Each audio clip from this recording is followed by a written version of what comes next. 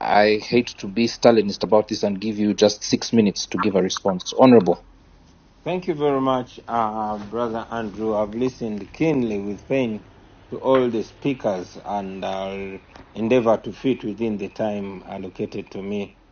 Largely, we tend to be shining a light on the plight most of the times, which makes us sound like crybabies. But before you solve a problem, it's important to repeatedly state it to the people so that they can understand that is the problem.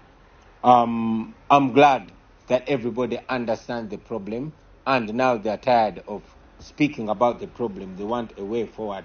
In my humble perspective, number one, the first step to a solution is to realize we must realize that we are on our own. We, the people of Uganda, are on our own. You've seen what is happening. You saw how people were moved, those who matter and those who think they don't matter. You've seen the response and attention given to it by our leaders, the cultural leaders, the religious leaders, and very unfortunately, we got also a tragedy that made us realize that actually these people are attentive on what's going on in the country. They just choose what to respond to. So we must realize that we are on our own. Having realized that we are on our own, we must unite. All of us that are affected by what's going on in our country, we must unite. This is not an NUP issue. We might be taking the lead, but everybody is a potential victim here. So we must unite against evil that affects all of us. Having united, then realize also the situation at play in Uganda while everybody is saying hit the streets tomorrow. NUP organize this and that.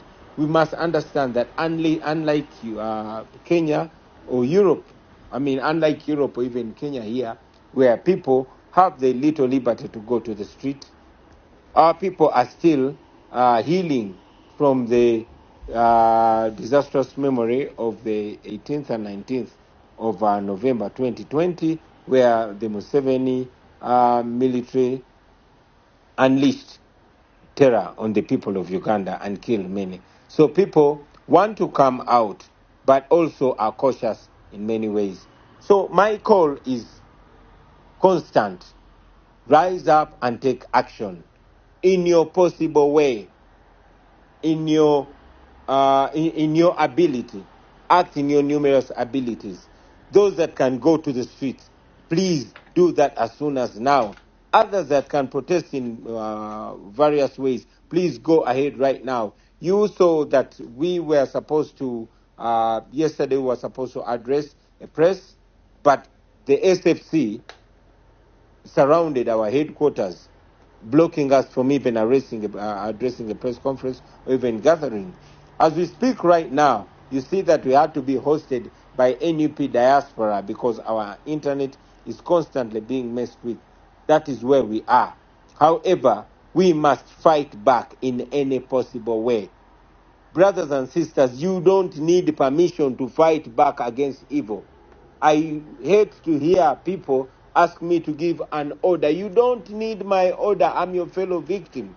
However, if I must remind you, you have the permission and right. You don't need permission from anybody to fight back in any possible way.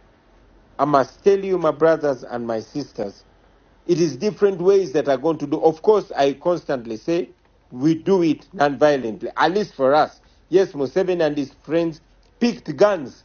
And if a group of young people today asked for my advice on that, I would say I cannot encourage you, but I cannot stop you either. This is time to fight for our liberty by any means necessary. We choose non-violence because we know that by doing that, we are denying Museveni justification to murder us. We've asked leaders to lead in different ways, and yes, they're doing it in different ways. I must also add that in Kenya, the Gen Z succeeded because they came off as leaderless. They did not tag their protest to anybody. And they also did not have any particular place that the regime did not know where to stop them. So we must be fluid. We must do it different, because the regime is convinced that when they surround Bobby Wine's home or surround the homes of those that they expect to lead the action, then they will thwart it. We have to do it different. I've told the people of Uganda that any one of you can be a Chagula and you know exactly what to do. Go ahead and do it. You will be followed, because everybody has had enough of this regime. They won't know who to stop. Do what you can and do all you can. You can start small, but be sure that when you start where you are with what you are, it will go on and on and on, and they won't know how to stop you. I must also advise brothers and sisters not to fall into the trap of tribalism.